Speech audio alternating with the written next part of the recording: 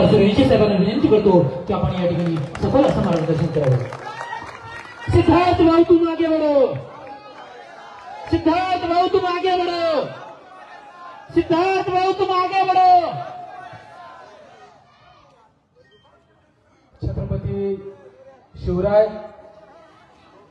आरक्षणाचे जनक छत्रपती राजश्री शाहू महाराज, महात्मा बसवेश्वर, महात्मा ज्योतिबा फुले, माता अहिल्यादेवी होळकर, संत सेवालाल महाराज, संत गाडगे महाराज, लोकशाहीर अण्णाभाऊ साठे, मौलाना अबुल कलाम आझाद आणि भारतरत्न विश्वरत्न बोधिसत्व परमपूज्य डॉक्टर बाबासाहेब आंबेडकर यांच्या विचाराला सर्वप्रथम मी अभिवादन करतो.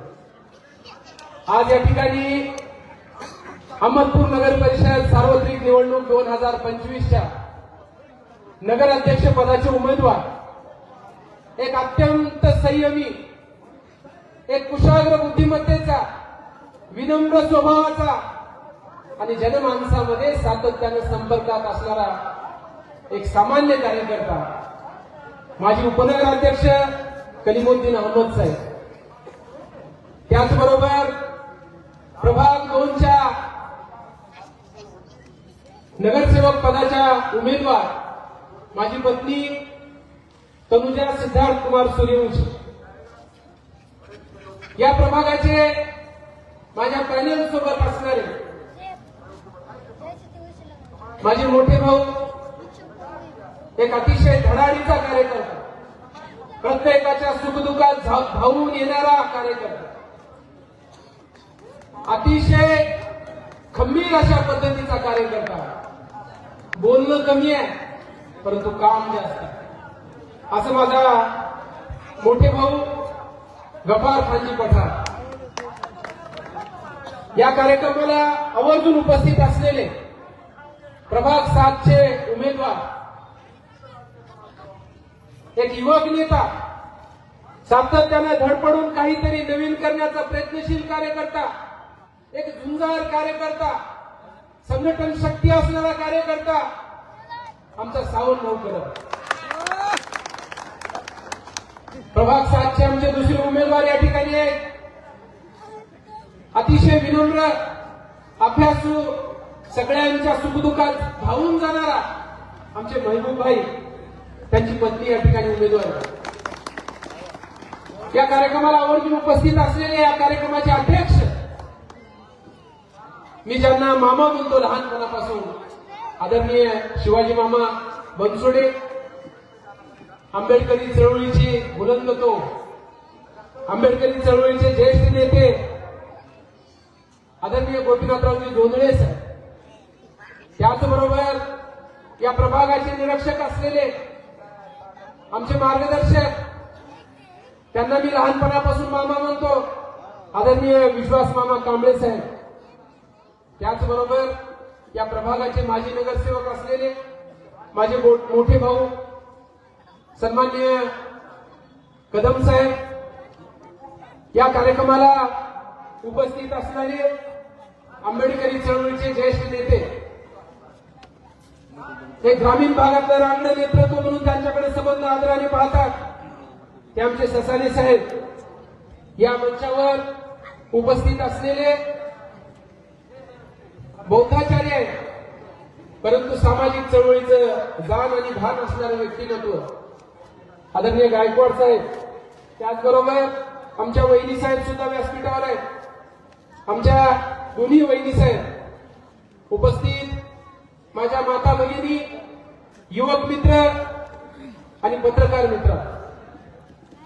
मित्र, मी आपला जास्त वेळ घेणार नाही, परंतु आपल्याशी कनेक्ट होत असताना, आपल्याशी संवाद साधत असताना या निवडणुकीच्या निमित्तानं काही गोष्टी पडद्याआडच्या, पडद्यामागच्या, रस्त्यावरल्या, कागदोपत्री तुम्हाला कळायला पाहिजे आणि त्यासाठीची ही जाहीर सभा.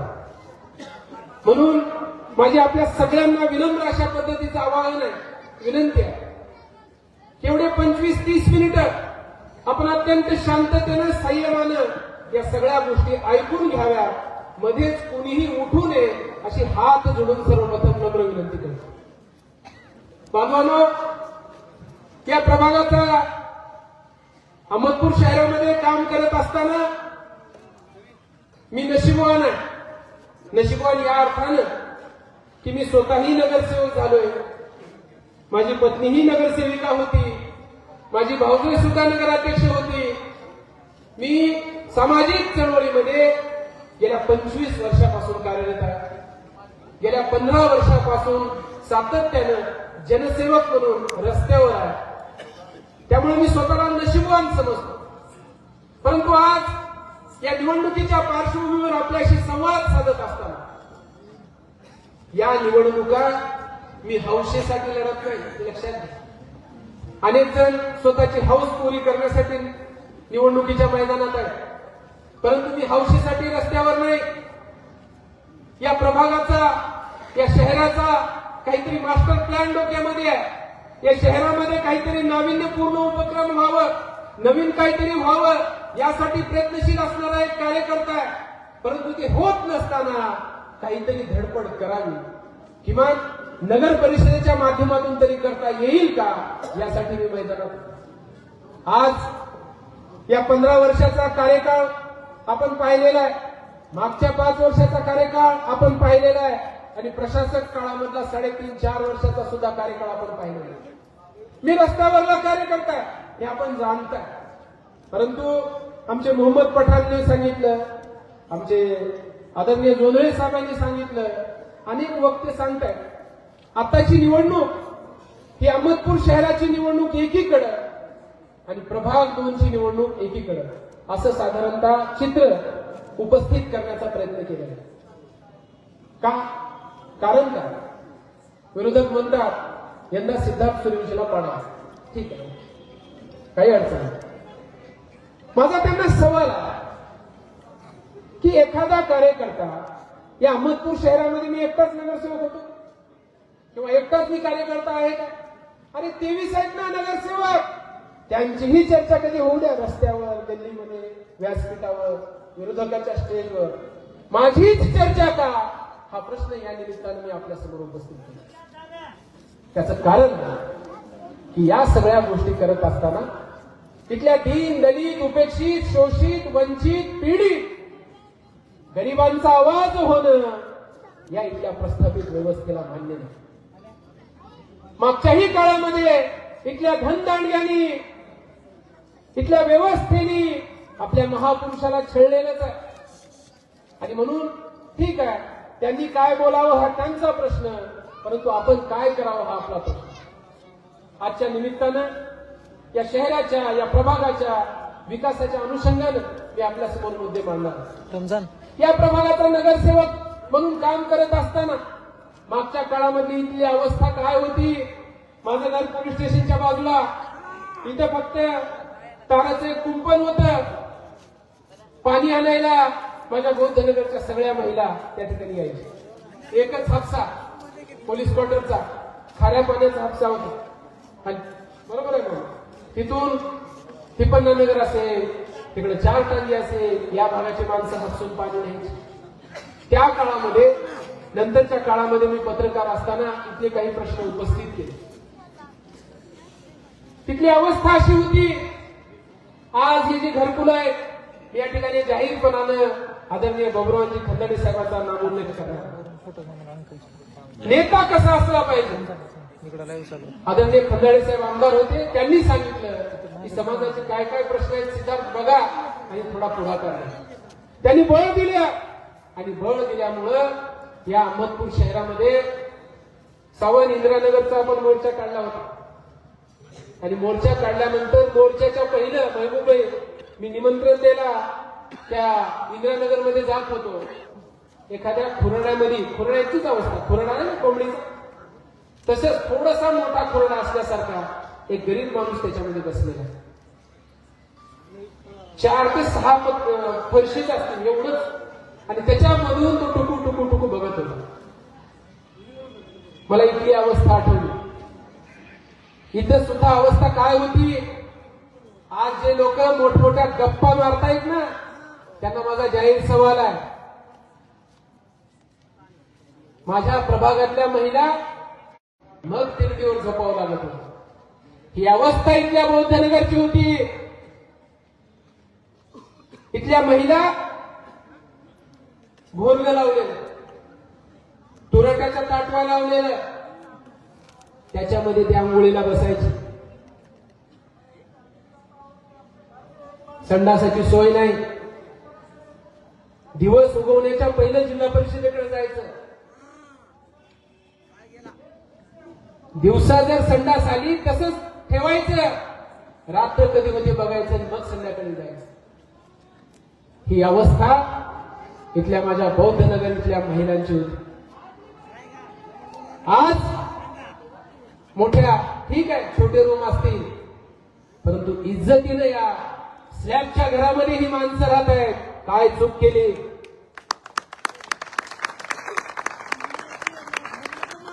काय चूक केली? इथं स्मशानभूमी आहे. माझ्या वडिलांचा अंत्यविधी झाल्यानंतर सुद्धा या ठिकाणी काहीच नव्हतं. त्यावेळेस मी पाहिलं की स्मशानभूमीची सोय नाही. आज आदरणीय वसंत भाऊने या ठिकाणी सांगितलं, पहिल्या वेळेस नगर परिषदचा नगरसेवक असताना 2.5 कोटी रुपयाचा लाईन प्लॅन या ठिकाणी मंजूर केला. 2.5 कोटी रुपयाचा. खूप बारका नगरसेवक आहे. आज सुद्धा इथले कामं सरता सरत नाही. आज सुद्धा इथले कामं सरता सरत नाही. अहमदपूर शहरामधली एकमेव बौद्ध स्मशानभूमी आहे. एवढं मोठी स्मशानभूमी या ठिकाणी केली. या प्रभागातले प्रश्न होते. आमचे नूरभाई, नूर मोहम्मद पठाण, आमचे याकूबभाईचे चिरंजीव, अशा 5-6 जणांनी मला येऊन सांगितलं त्यावेळेस नगरसेवक होत असताना कि भाऊ हमारे 2-3 ही सवाल आता. काय करायचंय? मौलाना आझाद चौक एक करो डेव्हलप, यहाँ के कबालनामे का देखो, आणि आणखी एखादं काहीतरी सांगितलं, शादी खाना काहीतरी. गेल्या 40 वर्षापासून इथल्या कबालनाम्याचा प्रश्न प्रलंबित होता. अनेक आमदार आले, अनेक खासदार आले, अनेक नगरसेवक आले. कुणीही यायचं, कुणीही यावं आणि टिकली मारून जावं, अशा पद्धतीनं माणसं जमा करायचे आणि म्हणायचे हम तुम्हारे कबालनामे देंगे. कबालनाम्याची त्यांची कधीच गाठ पडली नाही आजपर्यंत. मतदान झाले, लोक तिकडे कबालनामे. परंतु गेल्या अनेक वर्षापासून सातत्यानं पाठपुरावा करून ही कागद आहेत ना, ही कागद 267 कबालनाम्याचे फाईल्स शोभेच्या वस्तू ठेवलेल्या नाहीत त्या. आणि हे करत असताना इथल्या अनेकांचं प्रचंड अशा पद्धतीचा पाठपुरावा, नागरिकांचा पाठपुरावा मिळायला सुरुवात झाली. 267 जणांची याद्या तयार झाल्या, चतुर्सीमा तयार झाल्या, नकाशे तयार झाले. अशाच पद्धतीची घरं पहिले तिथं होणार होते. कलीमभाई तिथं पाईकराव साहेबांचे इंजिनियर होते. आमच्या शेख साहेबांच्या तिथं आम्ही मोजणी सुद्धा केलेली होती. परंतु या लोकांनी संमती दिली, घरकुलं झाले. परंतु इंदिरानगर असेल, त्याच्याबरोबर मौलानी नगर असेल, या लोकांनी संमती त्यावेळेस दिली नाही, म्हणून ते घरकुल राहिले. आणि मग जेव्हा हे घर झाले त्यावेळेस अनेकांनी म्हटले सिद्धार्थ तुम कोशिश कर. म्हणलं इंशाल्लाह जरूर कोशिश कर. आणि मग कामाला सुरुवात केली. कामाला सुरुवात केल्यानंतर अहमदपूर ते लातूर, लातूर ते औरंगाबाद, औरंगाबाद ते पुणे आणि पुणे ते मुंबई, असंख्य ठिकाणी आम्ही चक्रा केल्या. आणि या प्रत्येक चक्रामध्ये एक एक गवाह सोबत ठेवलं. गवाह मौजूद आहे. ज्या ज्या ठिकाणी गेलो त्या त्या ठिकाणी एक गवाह. माझ्यासोबत जे उमेदवार आहेत आमचे आदरणीय गफार खान पठाण साहेब, सावलीसारखं आमच्या सोबत राहणार. आणि म्हणून माझ्या प्रत्येक कार्यक्रमामध्ये, प्रत्येक उपक्रमामध्ये त्यांचा सिंहाचा वाटा आहे. ते सुद्धा याच्या पाठपुराव्यामध्ये खंबीरपणाने होते. परंतु इथली एक यंत्रणा ही कबालनामे होऊच नये या पद्धतीने राबत होती. आणि मग कलेक्टरलाच गेलो आम्ही, निवेदनं दिले, याद्या तयार झाल्या. योगायोगाने पुण्याला मी या ठिकाणी याच कामाच्या संचालक आहे पुण्याला, नगररचना व मूल्य निर्धारण विभागाचा. त्याच्या पाठपुराव्याला मी माझ्या परिवारासोबत गेलो. एक परिवाराचं तिथं खासगी काम होतं गाडी घेऊन, आणि येताना पुण्याहून येताना माझा अपघात झाला. तो अपघात एवढा भीषण होता की इथं सकाळी व्हॉट्सअपवर फोटो आल्या, अनेकांचे फोन सुरुवात झाल्याने कोणी बचाव हुआ कर. परंतु माता भगिनींनो, बांधवांनो, आपल्या सगळ्यांचं प्रेम होतं. सबकी दुआ साथ थी, मेरा बाल तक बाका रहा. त्याचं कारण काय होतं? मी मौज मस्तीसाठी फिरण्यासाठी हा दौरा नव्हता. लोकांच्या प्रश्नासाठी, गोर गरिबांच्या घरासाठी. कारण प्रत्येकाचं एक स्वप्न असतं की माझंही एक छोटंसं घर असावं, माझंही परिवार सुखी आनंदी राहावं. प्रत्येकाचं स्वप्न आहे. परंतु कधी ऐकतच नसल्यामुळं स्लॅबच्या घरात राहता येत नाही, पैसेच नाही. सकाळभरी दिवसभर काम करावं, कमवून किती आणावं, खावं किती, लेकरं किती, सगळ्या समस्यांचा बाजार. आणि मग अशा परिस्थितीमध्ये कबालनामे जोपर्यंत होणार नाही तोपर्यंत घरकुल येणार नाही, अशी अवस्था. एकीकडे कबालनामे मंजूर होण्याची प्रक्रिया झाली. कबालनाम्यावर सही कोण करावा यासाठी 3 महिने घातले. परत आम्ही कलेक्टर मॅडमकडे गेलो, कलेक्टर साहेबांकडे गेलो. त्याच्यानंतर सुद्धा जेव्हा इथली फाईल सुद्धा कबालनाम्याची तहसील कार्यालयामधून गायब झाली. मोर्चाचं एक आंदोलन दिलं, दुसऱ्या दिवशी फाईल नगर तहसील कार्यालयामध्ये दाखल झाली. आणि हे करत असताना असंख्य आंदोलन, तिकडे आम्ही उपोषणाला बसलं, तिकडे नोटिसा द्यायला सुरुवात व्हायची. हे सगळ्यांनी अनुभवले. अनेकांनी पैसे भरून घेतले. पैसे भरून घेत असताना सुद्धा नेट नाही म्हणून 3-3 दिवस पैशाचे चलन काढून देत नव्हते. आणि त्यावेळेस जाऊन थोडस दाबून बोलायचा प्रयत्न केला, लगेच नेट चालू, लगेच पैसे चलन भरून घेणं चालू. अशा अवस्थेमध्ये हे कबालनामे होते. आणि शेवटचा पर्याय, ज्यावेळेस हे सगळं तयार झालं त्यावेळेस प्रश्न असा निघाला की हे सगळं पैसेही भरून घेतले नागरिकांचे, आणि कलिंबे सगळ्यात शेवटी कलेक्टर ऑफिसमध्ये म्हटलं की ही जागा शासकीय गायरान आहे आणि सर्वोच्च न्यायालयाचा निर्णय असल्यामुळं याच्यावर कबालनामे देता येत नाही. गेल्या 7 वर्षापासूनची जी फिल्डिंग होती ती संपलं की काय आमचं, असं झालं. परंतु जिथं सगळं संपतं तिथून आम्ही सुरुवात करणारे कार्यकर्ते. आम्ही कलेक्टर मॅडमला विनंती केली, काय कोर्टाचा निर्णय आहे बघा, दाखवा. हायकोर्टाला पत्र दिलं. हायकोर्टामधून परत दिवाळीच्या सुट्ट्या लागल्या, कोर्ट रजेवर. परत दिवाळी संपल्यानंतर कोर्ट आलं, त्यांनी परत शासनाकडे लिहून दिलं. शासनानं सांगितलं शासकीय जागा असेल तर देता येणार नाही गायरान असल्यावर. हे करत असताना आम्ही तहसीलचं रेकॉर्ड सुरुवात केलं. एका तहसीलदारचा निरोप समारंभ होता, त्यांच्या पुढे आम्ही हे विषय काढला. त्यांनी म्हणलं बघा एखाद्या वेळेस 10, 20, 30, 40, 50 वर्षाचं रेकॉर्ड काढून काही मिळतंय का. तिथले 2-4 कर्मचारी हाताशी धरले. 15 दिवस एक एक रेकॉर्डचा कागद काढला. तुमच्या सगळ्याचं सुदैव, हातगुण माझं नशीब तुमचं असं म्हटल्यासारखं एक कागद मिळाला. आणि तो कागद होता सन 2000 पर्यंत या सातबाऱ्यावर शासकीय एवढंच नाव होतं, आणि त्याच्यानंतर या सगळ्या सातबाऱ्यावर शासकीय गायरान असं झालेलं होतं. आम्ही ते सगळं रेकॉर्ड काढलं, तहसीलदारकडे अर्ज केला. कलम 151 प्रमाणे या सातबाऱ्यामध्ये दुरुस्ती करायचे अधिकार तुम्हाला आहे आणि हा सातबारा चेंज करा. मॅडमने सगळे रेकॉर्ड बघितलं आणि हा सातबारा चेंज केला. आणि या सर्वे नंबरचं नाव सर्वे नंबर 4 शासकीय जागा अशा पद्धतीने झालं. शासकीय जागा झाल्यानंतर आम्ही परत कलेक्टर मॅडमकडे गेलो. मॅडम, हे शासकीय गायरान नाही, आता याचा कबालनामा आलेला आहे आमचा गायरानाचा, तो नाही, आता ही शासकीय जागा आहे, तुम्ही याच्यावर कबाले मंजूर करा.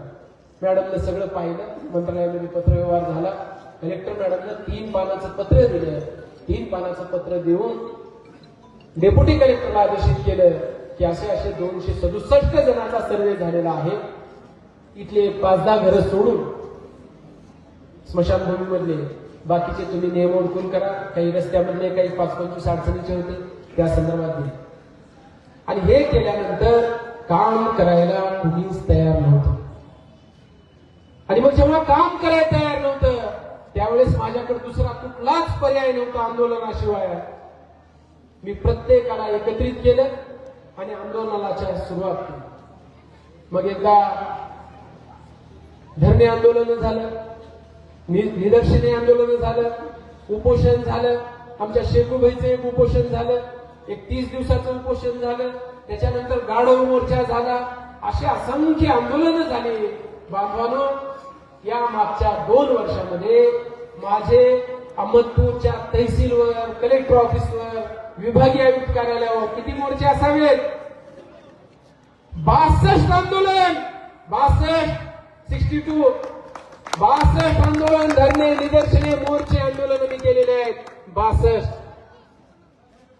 ज्याला खोटं वाटत असेल त्यांनी 10 रुपयाचं माहितीचा अधिकार टाका, काढा माहिती. आणि मग आज माझ्यावर टीका टिप्पणी होते, हलकी घेऊन मोर्चा काढतो. अरे मी काय मुका आहे का बदमाश? लोकांच्या प्रश्नासाठी हलकीच घ्यावी लागेल ना. मुकमोर्चा आहे का? जर एखादा प्रश्न सुटणार नसेल, जर इथल्या समस्या सुटणार नसेल, तर बाबासाहेबांनी लोकशाहीमध्ये आंदोलनाचा हत्यार दिलेला आहे. त्याचा वापर मला करावा लागेल. आणि मग हे आंदोलन केल्यानंतर तुम्हाला मिरची लागायचं काय? का मिरची लागते हा प्रश्न मला त्यांना विचारायचा. कलीमभाई, अहमदपूर तालुक्याच्या 62 प्रश्नावर मोर्चा काढला. काय कशाचे प्रश्न होते? इथे एक मातंग समाजाची म्हातारी वारली होती ब्रह्मपुरी बोडक्याला. आणि ब्रह्मपुरी बोडक्याला वारल्यानंतर तिला 4 जणांनी खांद्यावर घेतले, माणसं जमा झाले, निघाले अंत्यविधीला. अंत्यविधीला निघाल्यानंतर काही लोक जमले, म्हटले अरे इथे कशाला आला? तुमची स्मशान होतं तिकडे. अरे असं आहे का? निघाले. तिथलं प्रेत घेऊन परत तिकडे गेले. तिथे गेल्यानंतर सुद्धा ते प्रेत अडवलं. ते प्रेत अडवल्यानंतर त्या लोकांनी म्हणलं आता कुठं अंत्यविधी करावं? त्या लोकांनी घरून नेलेलं प्रेत तसंच घरी परत आणलं. लक्षात घ्या, हे दूरच्या गोष्टी बोलत नाही मी, आपल्या तालुक्यातली ब्रह्मपुरी बोडक्याची गोष्ट बोलतोय. आणि मी सकाळी सकाळी पेपर आणायला बस स्टँड कशी आलो, 2-4 माणसं सकाळी सकाळी दिसले. म्हणजे एवढ्या लवकर का आलो? ते म्हणजे साहेब अशी अशी म्हातारी वारल्यावर आम्हाला स्मशानभूमीला अंत्यविधीच करू दे. आता तर 7 वाजले, काय फोन एवढ्या लवकर अधिकारी उठत नाही, थांबा म्हणून 4, 6, 7 फोन केल्यानंतर कलेक्टर मॅडमने फोन उचलला. मी त्यांना सांगितलं की अशी अशी म्हातारी वारलेली आहे, मातंग समाजाची आहे, दलित समाजाची आहे, अंत्यविधी तिला करू दिला जात नाही, गावभर फिरून आणून प्रेत घरापाशी ठेवलेला आहे, तुम्ही याची विल्हेवाट लावा तातडीने. नसेल तुमच्या तहसील कार्यालयासमोर त्या प्रेताचा अंत्यविधी करू तुम्ही सांगा. अर्धा तास झाला, 1 तास झाला, माणसं अधिकारी जमायला सुरुवात झाली. मी म्हणलं आता हे असं होत नाही. लाकडं आणायला ते अहमदपूरलाच आलेले होते. मी त्या लाकडं टमटम मध्ये भरल्या गेले, आणले तहसीलकडे, रचाई सुरू करा म्हणलं, सरळ गमूत कसं होत नाही. आणि मग प्रेत त्या सरणावर आणायची